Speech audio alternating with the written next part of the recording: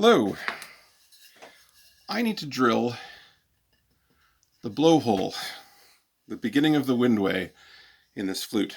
So the main channel here has already been bored out, routed out actually, as it came from Blue Bear flutes. But I have to make the hole here that goes into the slow air chamber, which is a small chamber that's in here where the air will eventually exit here, go across the channel, hit the splitting edge, and make the sound. Now I want to make that hole approximately in the center. And I could eyeball it, and there would be nothing wrong with eyeballing it. But I'm a wood turner, and I happen to have a center finder. And this is a neat little thing here. It's a 90-degree couple of sides or fences or whatever you want to call it, reference faces, along with a 45-degree along here. And so if I put it on there, that 45-degree runs right down the middle. So I make a line. Then I rotate my object and I make a line. I rotate it again. I make a line. I rotate it again. I make a line. And right in the center of all of those intersections, that is where I want to drill my hole. This thing is really neat. It also works on round things. This is a chunk of ash that I might want to put on my lathe, for example. Or I might, except it's got quite a split in here. Although, if you're careful and you make sure that your piece isn't going to fly apart, that can make for something interesting.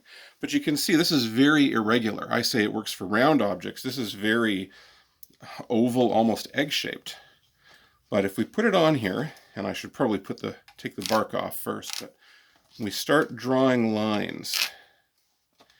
We start drawing lines, and where you see many of the lines start to converge, it gets you into the ballpark of where center should be. So I would guess that center is right about here. And you say, well, just look for the center of the tree. Well, you know, that's over here. And so that is about, if you can see it on camera, that's about a centimeter or a third of an inch or something like that off, quarter of an inch. So this is a handy way to find center. Or maybe you're not dealing with a log. Maybe you're dealing with something that doesn't have all the growth rings anyway. It still lets you find center. So I've got that marked here. Now, I would like to drill it out. I've got my drill all checked up, but of course, we've got the burning tool here. I haven't tried the burning tool yet, but this is what Charlie from Blue Bear Flutes uses, and he would heat this up, and he would burn down there. I would like to use my drill, but I don't want to cut myself off from the possibility of burning it later on if I decide I want to seal the hole up. So what I've done, this is a quarter inch. I've chucked up something that is a little bit smaller than a quarter of an inch. So if I wanted to later on, I could enlarge it to a quarter inch with the burning tool, or I could enlarge it with another drill bit. Neat trick too, if you're ever, this is a nice set of Brad Point bits from Lee Valley, and if you're ever trying to figure out, I've taken out the 7/32 here, which is just shy of a quarter of an inch, and if you want to say, well, is that the right size? You know, I want to be undersized. So if I try to put this burning tool into there, it doesn't fit, right? But if I take the quarter inch drill bit out, it should fit. I haven't tried, but yeah, lo and behold, it fits. And it fits really nicely. So if you ever want to know what size of drill bit for a particular thing, if you have a set like this that has very well-sized holes, you can keep removing drill bits and you can keep checking, and maybe you end up with one of those in-between sizes, but it gets you in the ballpark. All right, now unfortunately I'm going to have to do this off camera because there just isn't quite enough room. Already banging into my camera, so I'm going to put the point right in the middle of all of that. I have misplaced my little awl. If I'd had my awl, I would have made a little dimple in there first, but the Brad Point bit keeps things centered.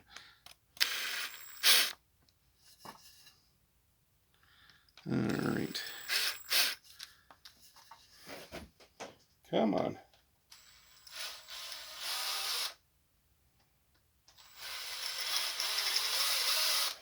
There we go. Want to go nice and slow to get started, just to make sure that we're centered.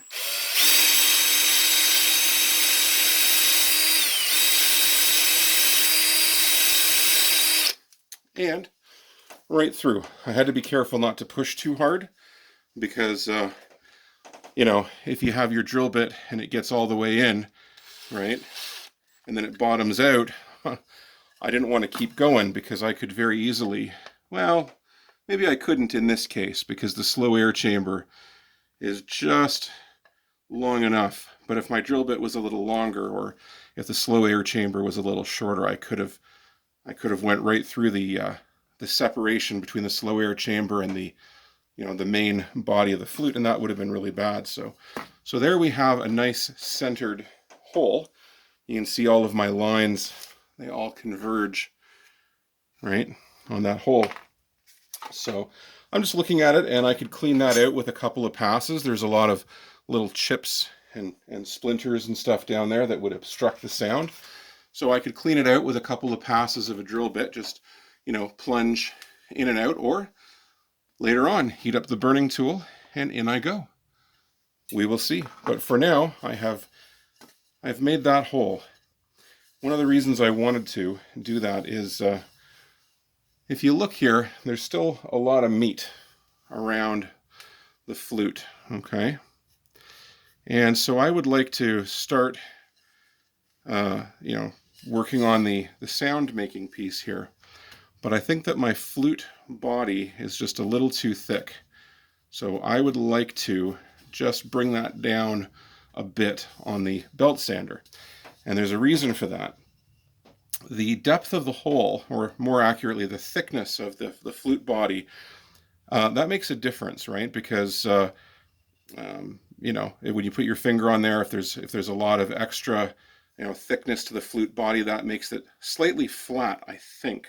That makes sense because there's a little bit more thickness to that. Anything lower or more volume tends to be flatter. So if I end up taking some of the face of this flute off, right, then that would sharpen the notes. Well, if I want to make the sound part and then I want to start tuning it, I'm thinking I probably want to have this diameter, or what have you, the wall thickness of the flute be its final place. And I thought, well, I better drill this out first, because then while I'm on the belt sander, I can aim for something that is centered around that hole, right? Whereas my eye might wander, I might not realize that I'm going a little bit too far on one side or another. So anyway, the blowhole is done, but no noise yet. Just wood chips flying, that's it.